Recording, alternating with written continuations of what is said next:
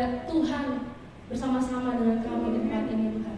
Hamba berdoa Tuhan, pakai lidah mulut bibir hamba-Mu ini untuk menyampaikan setiap kebenaran firman-Mu ya Bapak. Kami percaya Tuhan, Engkau yang maha baik, Engkau yang maha pengasih Tuhan, terus ada bersama-sama dengan kami, memberi kami kekuatan, memberi kami kesempatan yang baru Tuhan, untuk lebih baik lagi Tuhan. Terima kasih Tuhan, kami bersyukur dan siap mendengarkan firman Tuhan. Bersama-sama katakan amin. Selamat malam teman-teman. Aku catatan dulu. Maskernya boleh dilepas ya. Maaf. Ya teman-teman, perkenalkan nama saya Arvina. Hai. Ya,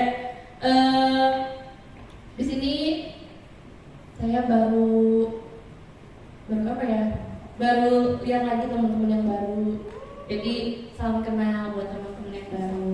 Dan hari ini saya mau menyampaikan firman Tuhan, dikasih tema. Buset dah, dikasih tema. Dikasih tema, tapi ya udahlah. Menghormati waktu Tuhan. Kalau bicara tentang waktu, itu sesuatu yang nggak bisa diputar, bener nggak? Sesuatu yang nggak bisa balik lagi gitu loh. Meskipun udahlah, tapi beda gitu loh. Yang namanya waktu itu ya udah akan berjalan terus, usia kita akan berjalan terus, waktu pun akan terus berjalan. Dan menghormati waktu Tuhan. Waktu Tuhan itu sangatlah berbeda sama waktunya kita. Kalau misalkan waktunya manusia itu bisa terprediksi lah ya. Waktunya manusia itu kayak ya kayak gini, hari demi hari, minggu demi minggu, terus bulan ke bulan, tahun ke tahun. Tapi beda sama waktunya Tuhan yang nggak bisa ada yang nebak, nggak sama sekali, nggak bisa ketebak kan ya. Dan nggak terprediksi kapan waktunya Tuhan. Dan di sini waktu Tuhan nggak pernah bisa ketebak oleh siapapun, sekalipun itu orang biasa, pendeta ataupun ya orang-orang yang percaya ramalan gitu. Waktu Tuhan tuh nggak ada yang bisa nebak gitu. Tapi percaya kalau waktu Tuhan itu selalu tepat, amin. Waktu Tuhan itu selalu tepat. Kalau misalkan pernah dengar nggak Kairos? Bukan WO. Wah, Kairos itu ya momennya Tuhan, jawabannya Tuhan gitu. Dimana ya sama aja gitu, itu waktunya Tuhan. Dan sama-sama buka yuk di Pengkhotbah 3 ayat 11.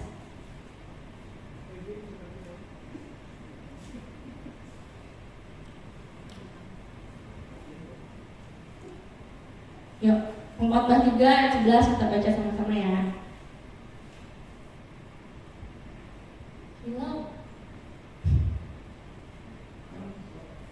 Gak apa-apa. Mungkin di kamera kelihatan lebih baik. Sama aja ya. Pengkhotbah 3 ayat 11. 1, 2, 3. Ia membuat segala sesuatu indah pada waktunya. Bahkan ia memberikan kekekalan dalam hati mereka. Tetapi manusia tidak dapat menyelami pekerjaan yang dilakukan Allah dari awal sampai akhir. Amin. Waktu Tuhan itu misterius. Misterius. Gak ada yang tahu. Tapi ujungnya indah. Pernah ngerasain gak? Kita tuh sadar gitu, oh ternyata kita lagi ada di dalam waktunya Tuhan nih.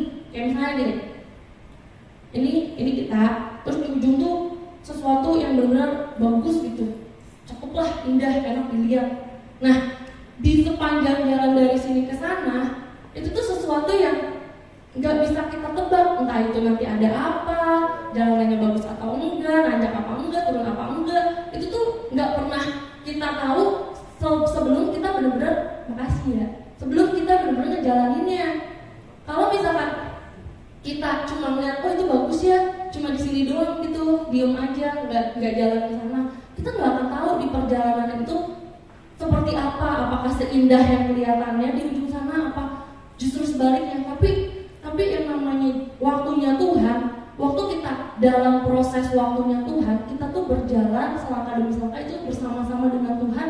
Mau itu jalanannya bagus, mau itu jalanannya jelek, mau itu jalanannya sempit sekalipun, percaya kalau Tuhan ada di sana dan kita bakal menuju ke hal yang kita udah tahu itu bagus di sana, itu indah di sana. Dan hal yang misterius ini kayak perjalanan ini dari sini ke sana sebelum ujung tuh ya, itu tuh bisa membuat kita meresponi dua hal. Yang satu, kita tetap berharap bahwa oh iya ya, saya mau sono sesuatu yang indah, yang bagus gitu.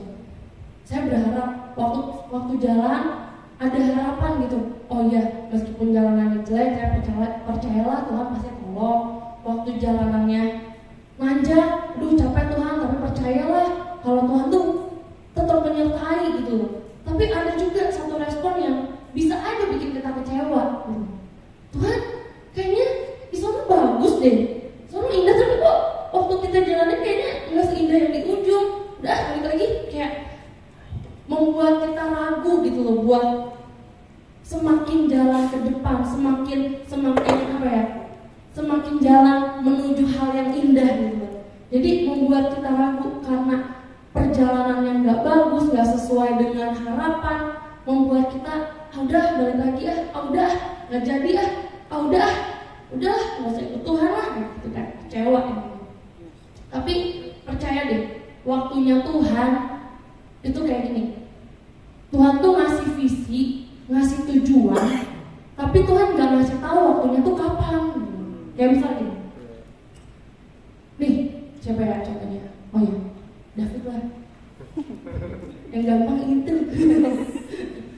Fit, nih, ntar lu naik jabatan. Wih, angin sepoi-sepoi gitu ya.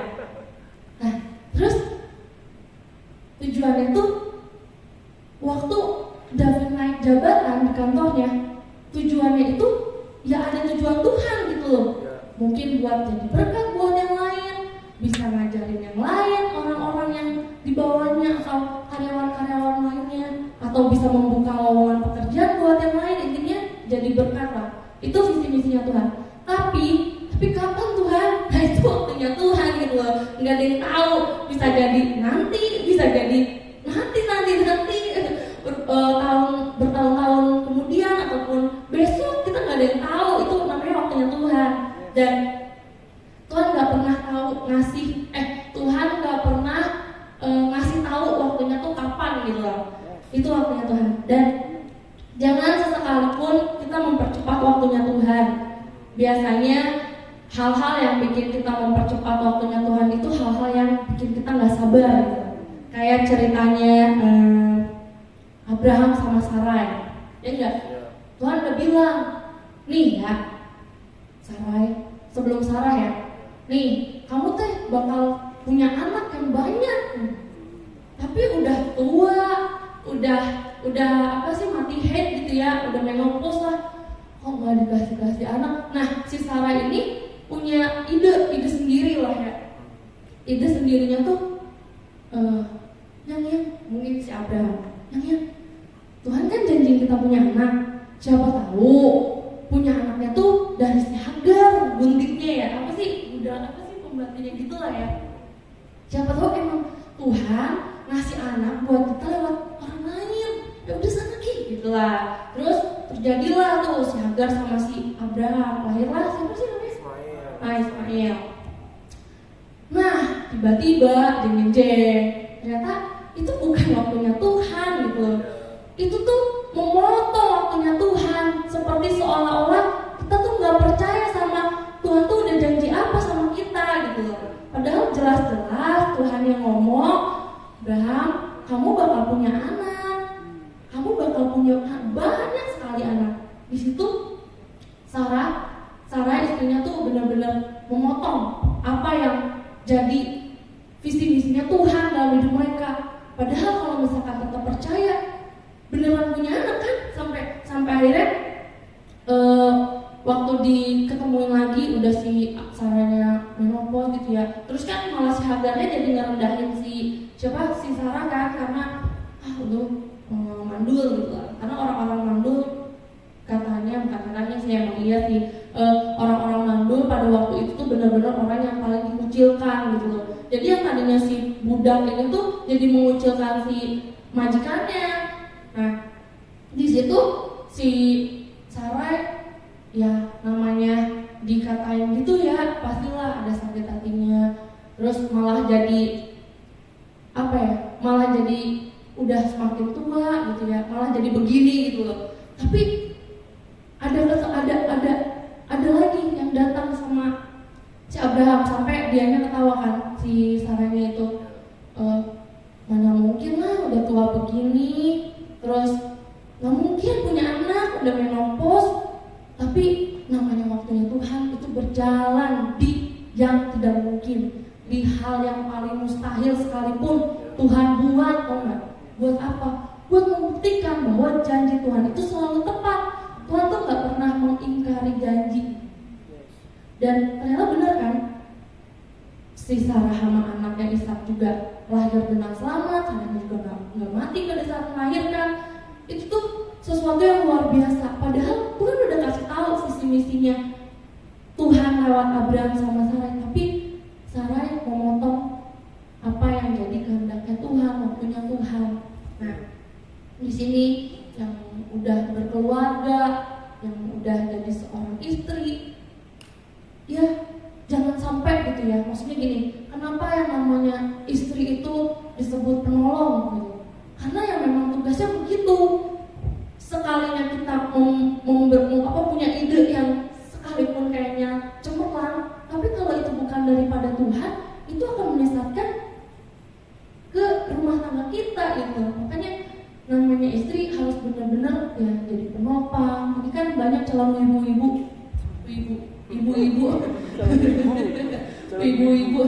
calon ibu-ibu nantinya yang bakal jadi seorang istri. Nah, lanjut ya. Jangan coba untuk memotong waktunya Tuhan, dan jangan coba buat mengangkat diri sendiri kalau Tuhan belum mengangkatnya. Artinya waktu kita gini, contoh lagi David yang paling gampang. David itu udah paling di kantornya dia tuh masih dianggap yang pokoknya karena dia masuk di PT itu pakai ijazah SMA padahal dia udah lulus S1, dia tuh masih dianggap junior ya.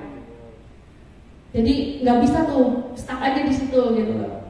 Tapi suatu waktu si atasannya ini mempromosikan dia. Wah, ini kerjanya gini, wajib nih, bagus nih. Ternyata si atasannya yang resign. Jadi sepertinya nggak ada lagi yang membela dia buat naik ke tingkat selanjutnya. Mungkin namanya laki-laki berpikir secara logik ya. Jadi kepikiran terus. Jadi bapernya laki-laki itu di situ gitu, baru tahu gitu. Bapernya laki-laki itu ternyata di situ gitu. Waktu ternyata udah dijanjikan, diharapin, ternyata berubah nggak sesuai dengan kenyataan, langsung oleng gitu ya. Tapi percaya nih waktunya Tuhan itu pasti mau apa ya. Ini kita nggak usah ngarepin jabatan kayak mau apa kayak, kita kerja aja yang bener, kita jadi berkat aja, kita bener-bener kasih yang terbaik lah dimanapun kita kerja, mau di kantor, mau di warung, mau di toko, mau di mana sekalipun kita harus tetap kasih yang terbaik gitu, karena percayalah promosi itu daripada Tuhan. Dan jangan pernah coba cari jalan sendiri kalau Tuhan belum buka jalan. Ya misal, tahu kan ceritanya Yusuf? Oh iya Yusuf, sini cerita. Kan Yusuf diangkat jadi raja, tapi kan dia mengalami berbagai proses. Yusuf itu dimusuhin lah sama saudara-saudaranya. Tapi Tuhan punya visi sama dia, bahwa dia suatu saat pasti akan jadi raja. Nah, si Yusuf sebelum diangkat, dia mengalami berbagai proses. Yusuf dikucilkan sama saudara-saudaranya, Yusuf dibuang, bahkan Yusuf di ituin sama si Potifar. Nah, digodain istrinya kok pasti si tante itu. Nah, kalau misalnya visinya Tuhan bener, Yusuf jadi raja, tapi waktu hati dia belum pulih, pasti Yusuf punya kesempatan buat balas dendam, ya nggak? Oh, gue jadi raja nih, siapa yang ngucapin gue dulu? Gitu kan. Jadi ada aja namanya manusia, kalau belum pulih, kalau belum sembuh gitu ya, pasti ada aja rasa pengen gitu kan, balas dendam. Tapi enggak gitu. Tuhan punya waktu yang tepat buat Yusuf, di mana Yusuf mengalami berbagai proses, tapi dia tetap setia, dia tetap mengampuni, dia tetap pulih sama hatinya, beres sama hatinya, dan di waktu yang tepat itu Tuhan angkat dia jadi raja. Sama kayak kita, teman-teman. Judulnya kan menghormati waktu Tuhan. Berbicara tentang waktu Tuhan, apa sih di sini yang paling banyak gitu yang ditunggu waktunya Tuhan? Apa sih? Kerja? Kayaknya enggak deh. Oh, ketemu jodoh kali ya waktunya Tuhan. Soalnya lihat muka Mika gitu, ini gitu. Udah segini. Mewakili semuanya. Nah, mewakili semuanya. Biasanya kan waktunya Tuhan, karena emang saya juga ngalamin gitu. Kok di umur 19, pusat 19 muda banget ya. Nunggu-nunggu kok jodoh gue belum datang ya. Tapi percayalah, waktu itu kan pernah punya prinsip ini, gue mau punya pacar di umur 20 tahun. Nah, di umur 19 lagi wangi-wanginya tuh, banyak yang deketin kan. Udi, lagi wangi-wanginya tinggal nyeleksi gitu. Pas banget di umur 20 itu bubar semua, udah ada semua yang deketin. Tapi waktu kita nungguin, Tuhan, jodoh kita siapa ya? Saya ingat persis di tahun 2015 pernah ditanya gini, Vin, sebenarnya lu pengen jodohnya kayak gimana sih? Gitu kan. Terus dengan asal bunyinya aku tuh jawab gini, pengennya yang binal-binal gitu lah dikit, tapi udah bertobat gitu kan. Pengennya sih orang Manado gitu, soalnya kelihatannya necis-necis gitu kan. Itu 2015. Ya, 2015.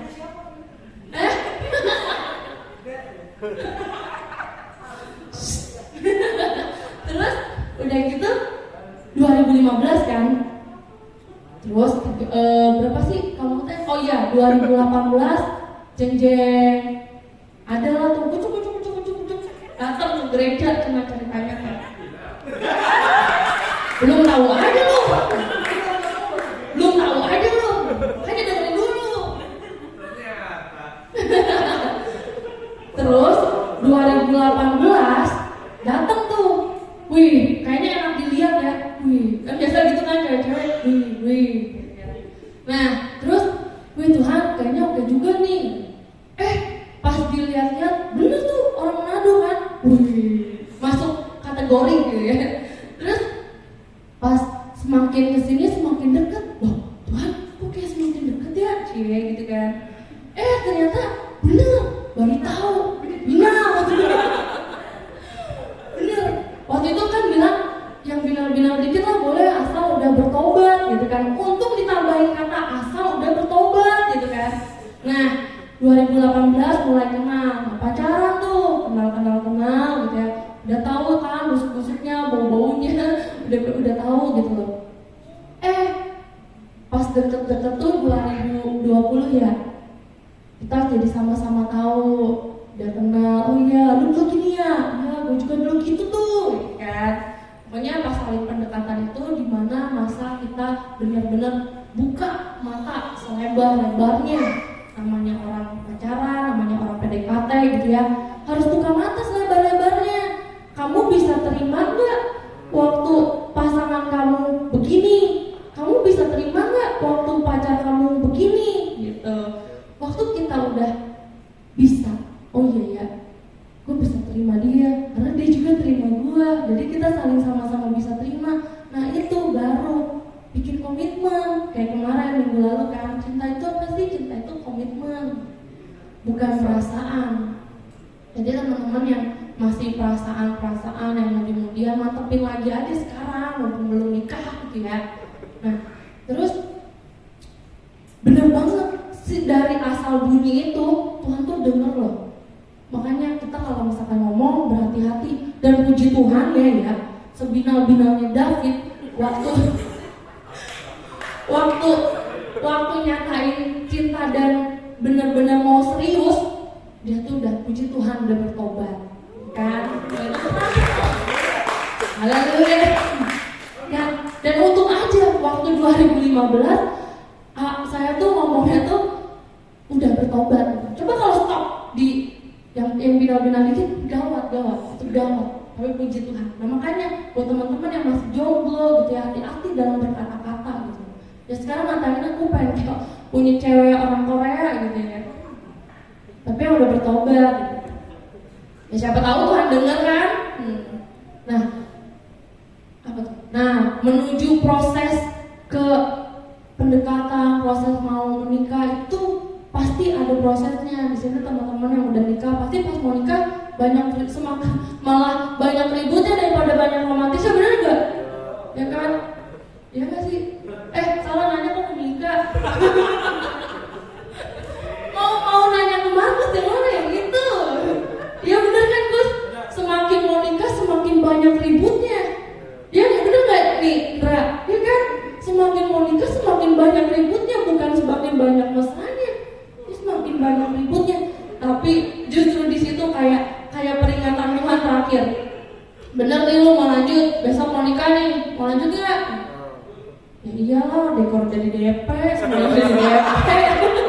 Mundur. Bikin malu. Enggak bukan itu. Ya Tuhan, saya menerima gitu kan. Besoknya kan nangis-nangisan. Terus udah gitu, semua tuh namanya waktu Tuhan tuh butuh proses.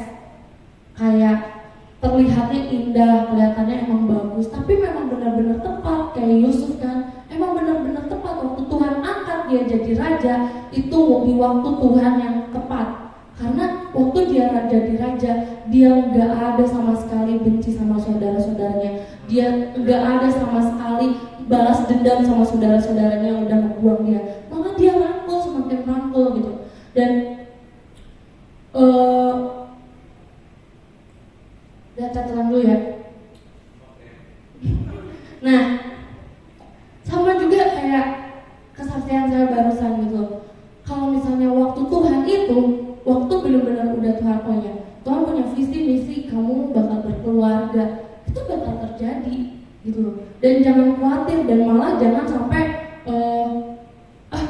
pastilah kita semua manusia berpasang-pasangan pasti nikah, udahlah nggak usah ikutin waktunya, udah langsung bablas gitu ya.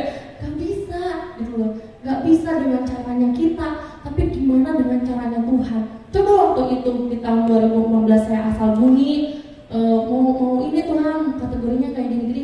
2018 saya ketemu David dan langsung memutuskan untuk menikah, mungkin nggak akan seperti sekarang pernikahannya gitu, tapi bisa aja lebih nggak ngerti lagi. Mungkin bisa aja itu membuat saya jauh dari Tuhan gitu. Tapi sabar, tunggu waktunya Tuhan, itu pasti tepat pada waktunya. Nah, di sepanjang waktunya Tuhan untuk kita sampai pada waktunya Tuhan, oh ini loh dia waktunya Tuhan, itu tuh ada beberapa hal yang harus kita koreksi sama diri kita sendiri. Contoh yang paling sederhana ya ini, mau misalnya udah pada punya pasangan atau belum punya pasangan tapi punya keinginan untuk menikah, itu is okay, tapi balik untuk introspeksi diri kita. Namanya menikah itu bahasa kasarnya ya, mau nggak kita direpotkan? Karena menikah itu bukan sesuatu yang nanti bahagia terus seneng gitu ya, enggak gitu lah, tapi happy happily after itulah pokoknya ya. Tapi udah belum kita mau direpotkan, kita berkorban buat yang lain, bukan berbicara tentang mau direpotin sama pacar yang beliin minum dong, mau gitu ya, bukan gitu loh. Tapi untuk orang lain, gak cuma buat pacar, tapi buat keluarga juga bisa. Mau gak kita direpotkan buat keluarga kita? Mau gak kita berkorban buat keluarga kita? Atau buat orang-orang lain, buat teman-teman kita, mau gak kita direpotin? Bahkan sudahkah kita bertanggung jawab sama diri kita sendiri? Misal dalam hal pekerjaan, kita punya pekerjaan, udah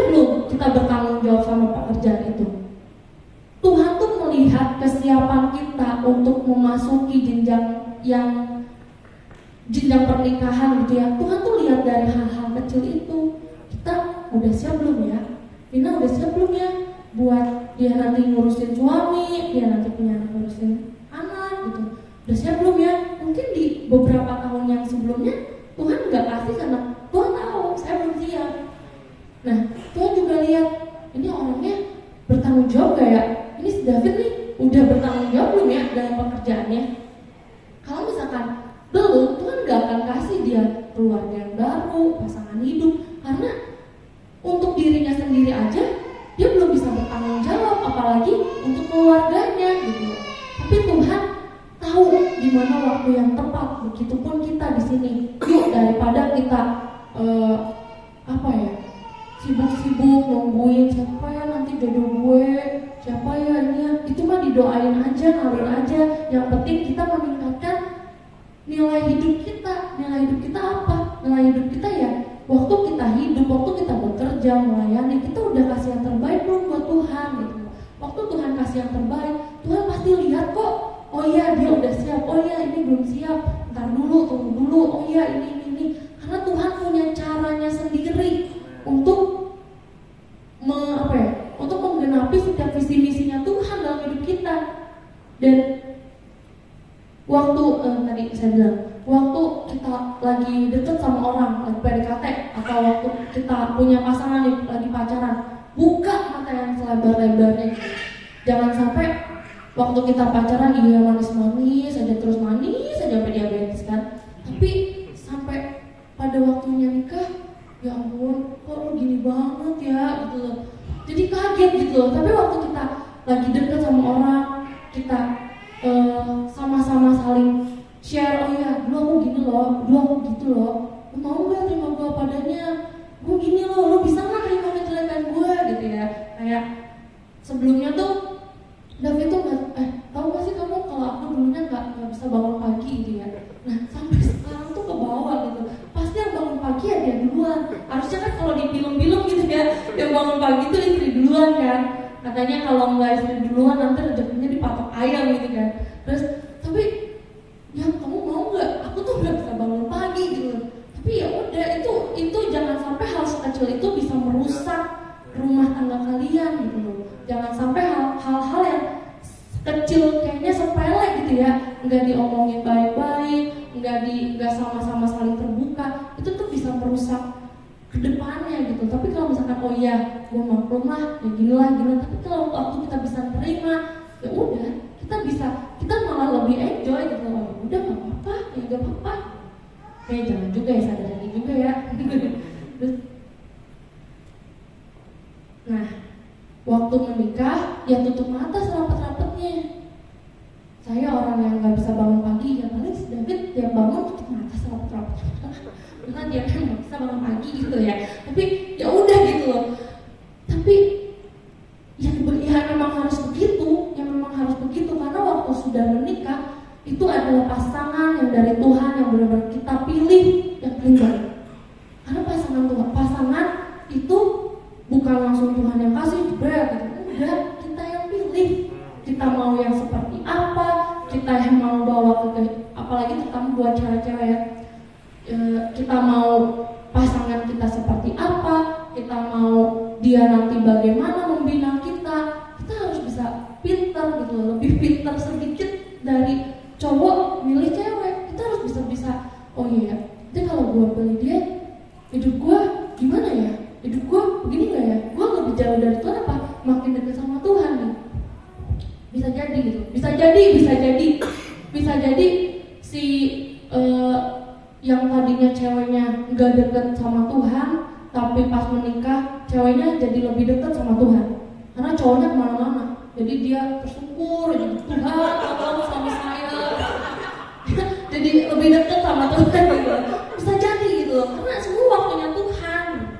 Dan ya terkhusus untuk perempuan yang bakal jadi istri atau ibu-ibu, Tuhan pasti nyiapin kita untuk jadi penolong, bukan perongrong namanya. Ini mah kayak seminar WBI ya, cewek terus, yaudahlah ya nggak apa-apa. Untuk jadi penolong dan bukan perongrong, balik lagi namanya